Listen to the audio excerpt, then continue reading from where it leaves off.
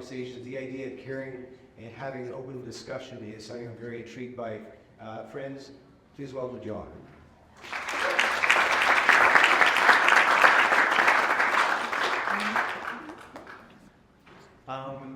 I don't do many talks.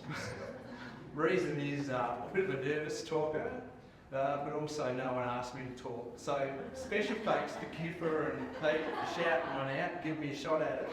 Let's see how we go. Sweet. Yeah. No good so far. See, that's from a nervous talker. I've got some really good people with me. Nina, Matt, Christy, Calvin and Rob, surrounded by really good people, and I think it's been such a joy in the last 20 years, we've done 22 years, to be surrounded by good people. So I'm presenting on behalf of all these guys today.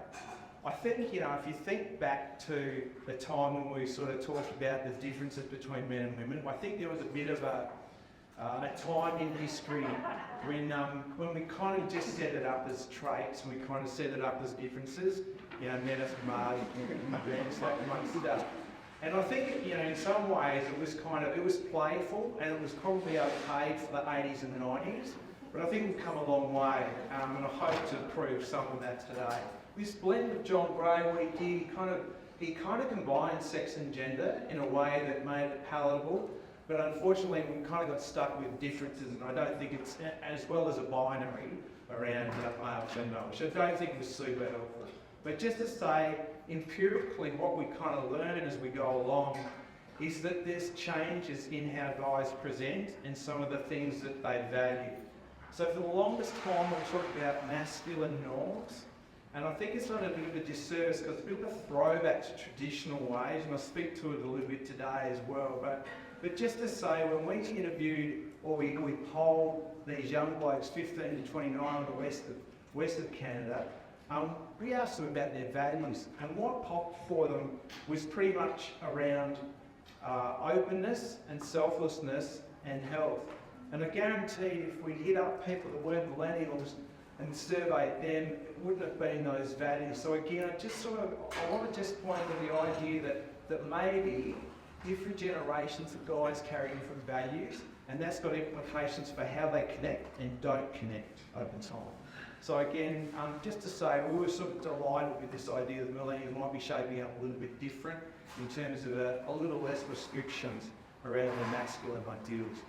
I think there's another thing that sort of pops to mind a lot when we talk about blokes, and that's this vulnerability levels. So there's a lot of Hollywood endings with vulnerability. So we talk about guys, talking up about their mental health and mental health challenges these days. But often what it is, they're really talking about resilience.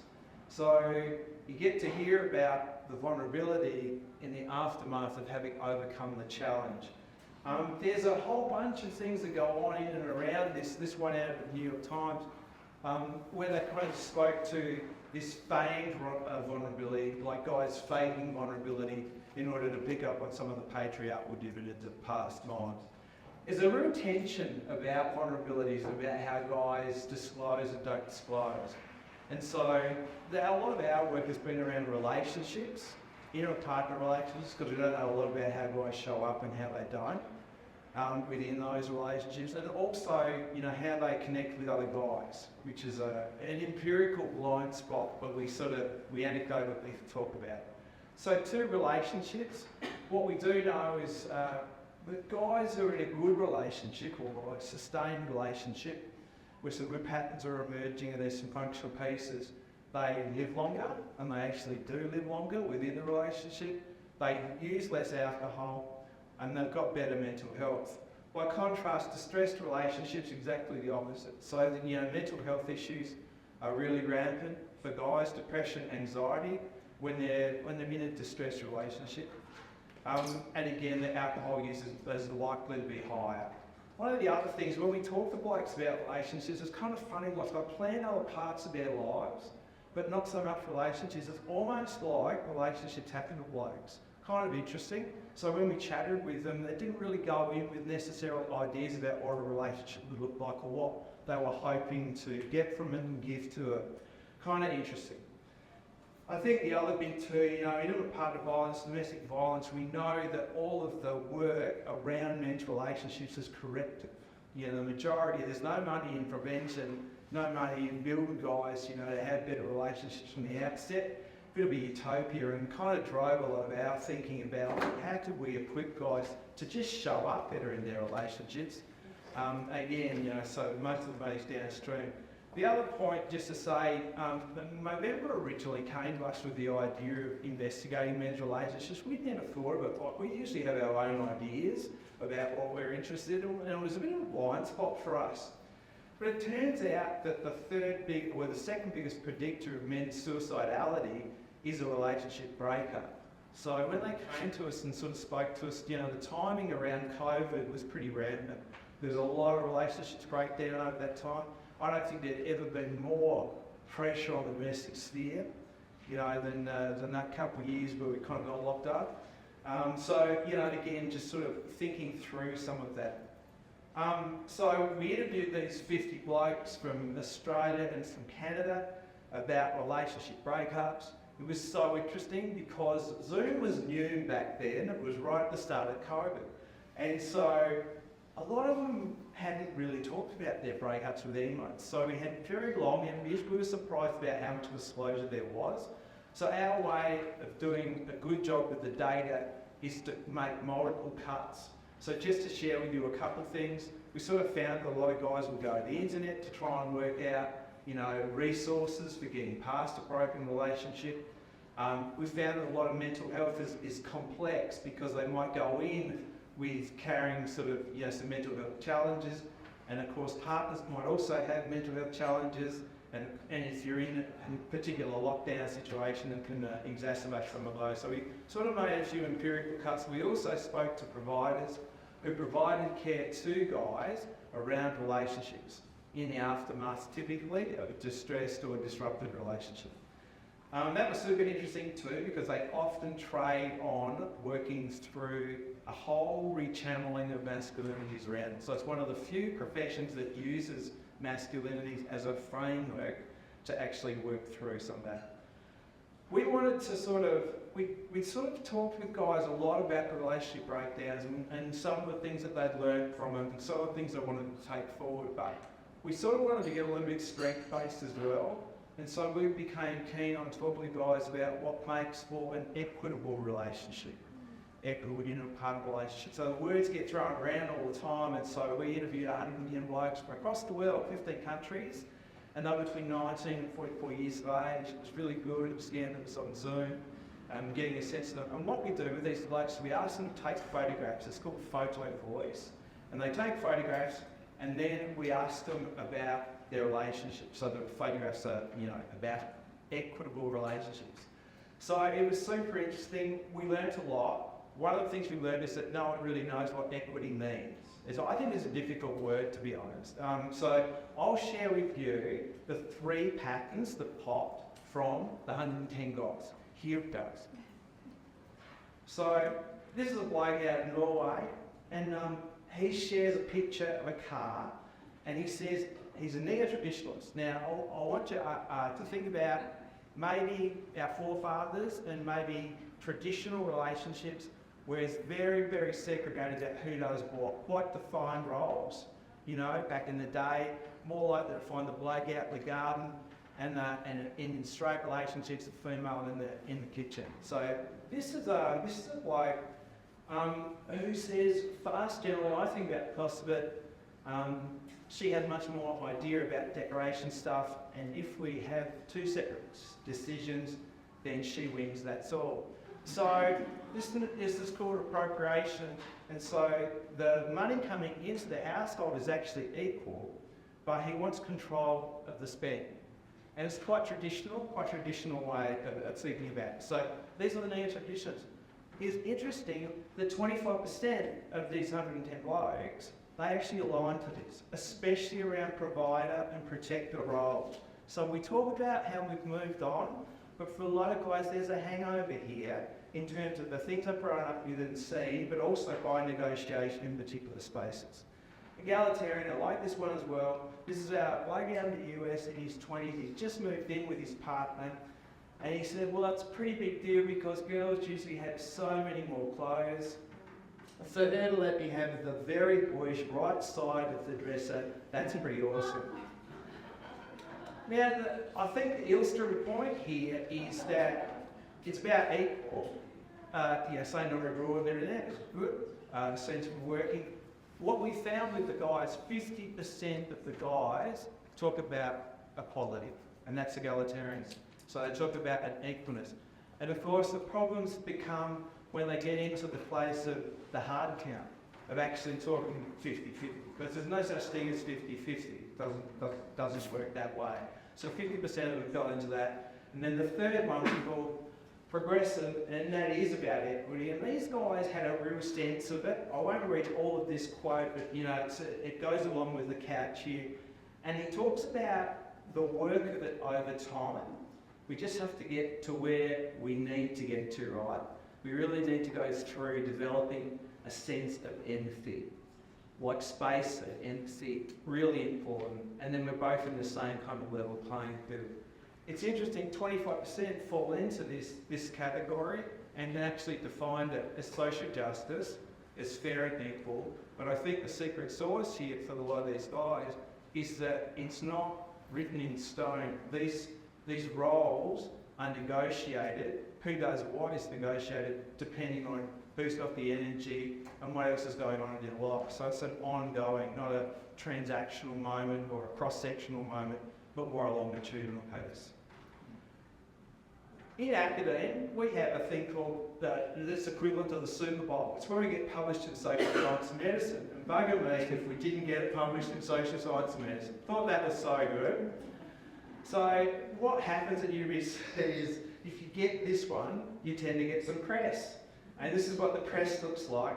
So that misrepresents completely, all fall into one of three categories. I'm like, just not wanting to take any calls that day. Then they got their own photographs and, popped in the bloke with the knitting to say, well, that's the progressive bloke. It's so, I think it's a great reminder that gender's really hot. Like, it's just a hot topic, and there's a lot of pushback, on disrupting some of the things that we grew up with and some of the things that sort of prevail. So there's a real push. And when people comment about, articles in the news, we got a pasting around, talking about, progressive masculinity and things like that. It's super interesting to me. There's a discourse out there and then there's this lived experience, and I think the two, kind of sometimes get in the way of each other. Just to say, what we did learn from it, aside from this, trifecta of ways that I are in relationship, is just to say that equity is a really tough word. When I catch up with my mates in banking, we have very different conversations about equity. And just to say that most guys don't get it. And it's okay. I think the language is actually quite difficult. So everyone would buy into social justice and fairness and what's reasonable and adjusted. And I just think the language lets us down in some way. So most guys are locked into equality, I would believe, in terms of gender. There's a quiz, and you can take it. I'm sorry it's not a QR code, but it's a very long URL. You might take a picture of it and look it up, see how you go. There's 15 quizzes there for you, where you can actually see whether you're in the line with neo-traditionalist, egalitarian, or progressive. All right. The other study that we're just sort of finishing off at the moment is one that kind of responded to this piece that came out of the US, and he talked about loneliness, the whole report about it, but he said it in knowledge. I thought it was really, really poignant.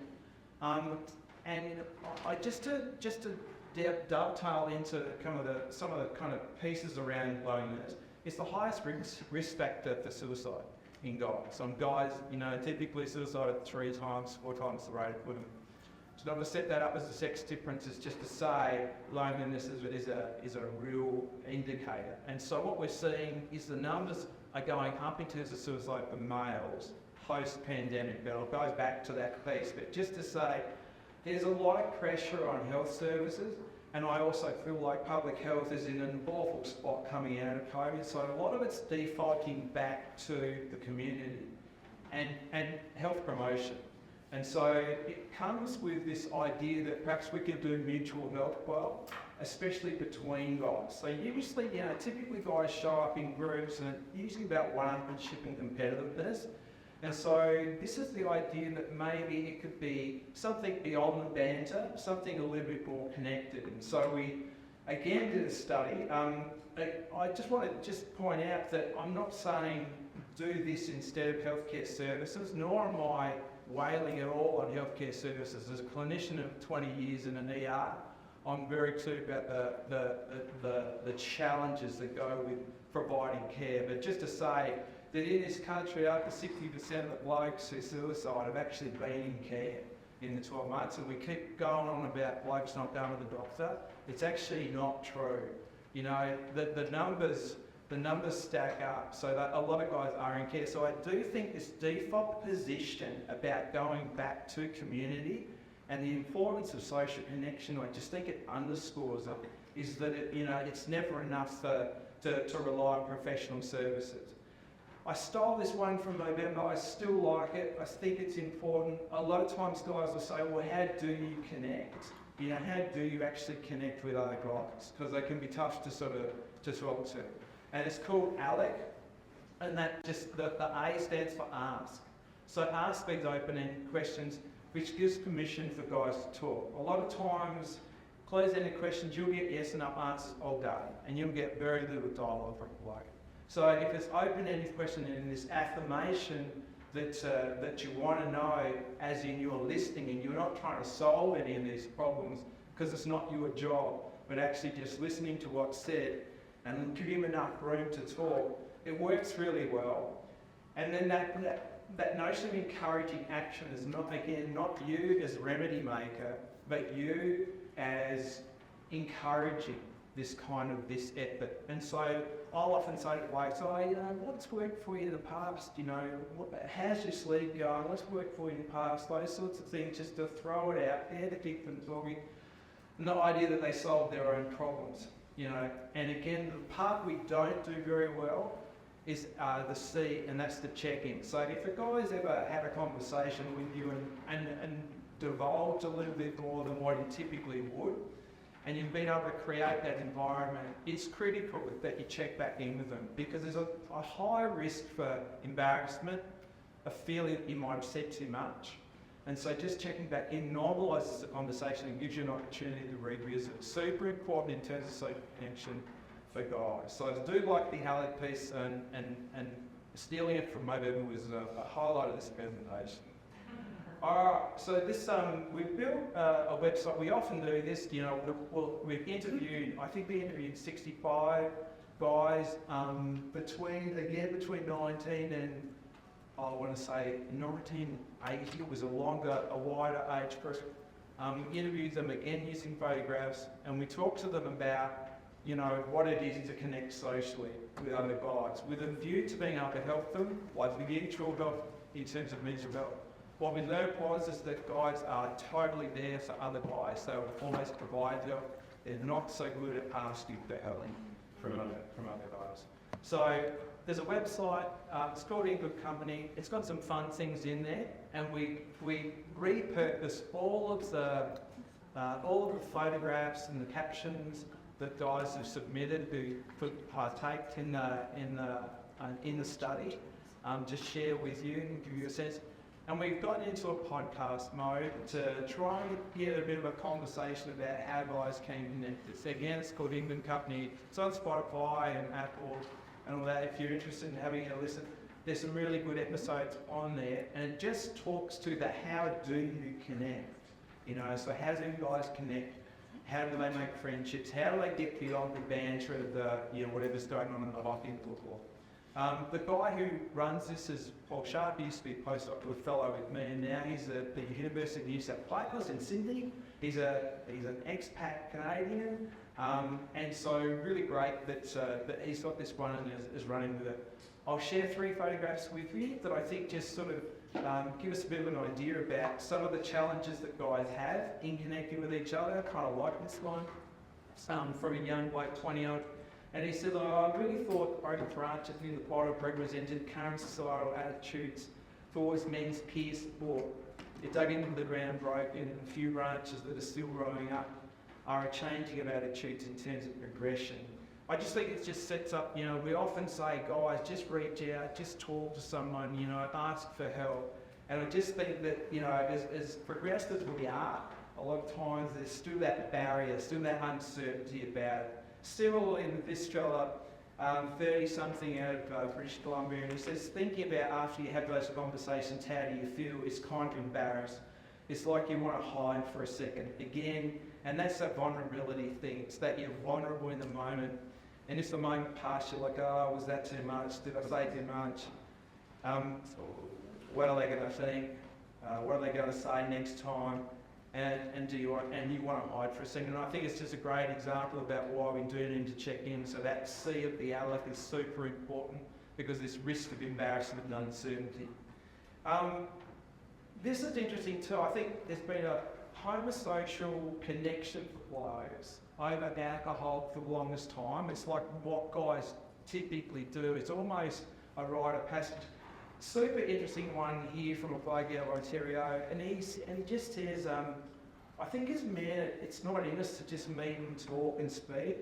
It always has to be someone else involved or something else involved. It has to be beers or playing billiards or going for tennis or soccer match or boxing or whatever. I don't think we're just able to simply arms. I don't understand why maybe we just don't see an actual benefit in simply talking. And he's referencing a bloke here, their group of friends who you can't get in to do anything with you unless there's booze involved. And so it's just having kind of that calling card, so the legitimacy now. And I think it's interesting, just to problematise the way in which we think about connecting. I do my best, but maybe I don't. Just to say. Beer in the rise of the 90s. I've got to talk about this. So, I don't know if you're aware, but there's a real biggest growth in beer at the moment is non-alcoholic beer. And they're very, very smart brewers, and they poll their consumers, like 60% of blokes say that beer is their favourite drink, and they poll them, and they're finding that 30 to 40-year-olds aren't drinking full alcohol beer. Kind of interesting, so they produce 90s, non-alcoholic beer. And they're popping up everywhere. So the big brewers are actually brewing a lot of non-alcoholic beer. And then there's a few that run on the side, just purely non-alcoholic beer. It's such an interesting industry, and I think it's a great reminder that there's shifts in the way that guys might connect and how they might connect. So this is a prop for a lot of guys. They have a 90 and catch up. There's a bit of a difference we're finding in millennials just in terms of their thinking about health and well-being and how they show up in all manner of things. Alcohol is the biggest predictor of suicidality in men. And I just think it's fascinating that actually there's a demand for non-alcoholic beer. Of course, we don't know entirely how that translates to their use of other substances and alcohol. But I'll take it as a win that we might be in a good direction, something that might be changing, that might be actually helping us to think more creatively. And it is upstream, it is upstream in terms of suicide prevention, so I'll take it any day. We often talk about, once the herd starts moving in one direction, it's very hard to turn it slightly. I think we do ourselves a real good service to step off the traditional masculinity stuff and maybe stop going and reverting back to our forefathers. Not to deny the problems and the challenges and the issues, but to just say, hey, these guys growing up now and guys coming through as we age might be working with a whole set of different conventions, less restricted. Just to say, this is an universal theory of suicide, Terence Joyner, quite famous bloke. And I think it's such a fascinating thing that social connection will fix this. If you think about supportive belongingness, perceived burdensomeness, and capability, I think that all we really need is to enact the equity, diversity and inclusion And not to polyana it, and not to simplify it, but I do think, connection is just as important in the work that we do, because so much of it we want to get upstream, and so some of the most simple things of connecting are hugely complex but deeply important. Alright, I get a little bit cynical some days, but just to say, gambling is the new smoking. So for everything that works well, there are some things that we make social connection kind of work in and around. And I just want to point out that gambling is a mental health problem, and it's an epidemic problem at the moment for young blokes who are, betting on sports. It is the new smoking, because it just comes with the disclaimer, just like back in the Melbourne, that you gamble responsibly.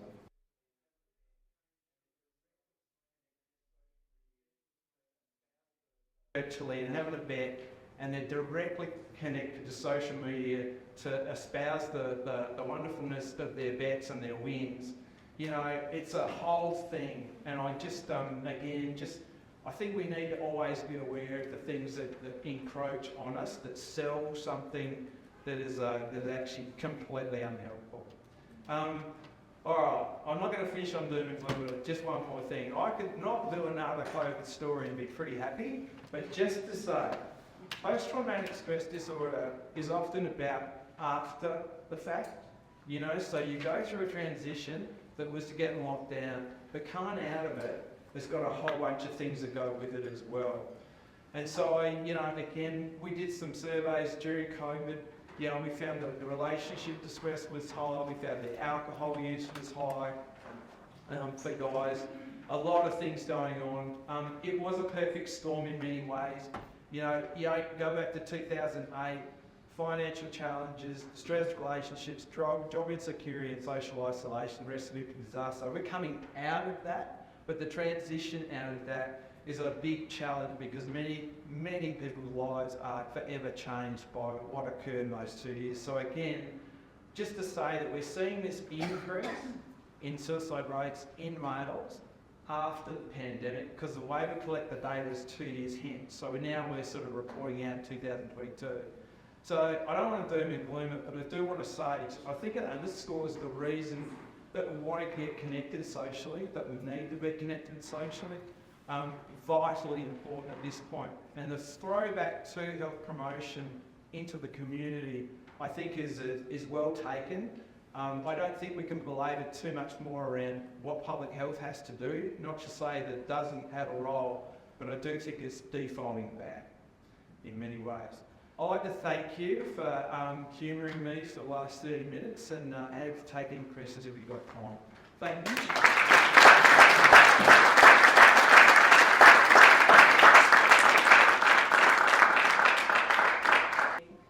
So how do we use research like yours to support inclusion and diversity in the way Matt and I are showing up today? Yeah, it's a great question, and thank you. And so I didn't want to come off as judging it. It is interesting. I think there's a couple of things with the typology. It's relational, right? So they've negotiated that. So then these guys were in relationships, so we don't know that those relationships, any of them, were distressed or, entirely happy. The whole idea of putting that together and putting it into those three compartmentalised pieces, which we know is a really simplified way of saying, the complexities of life will cross-section for you.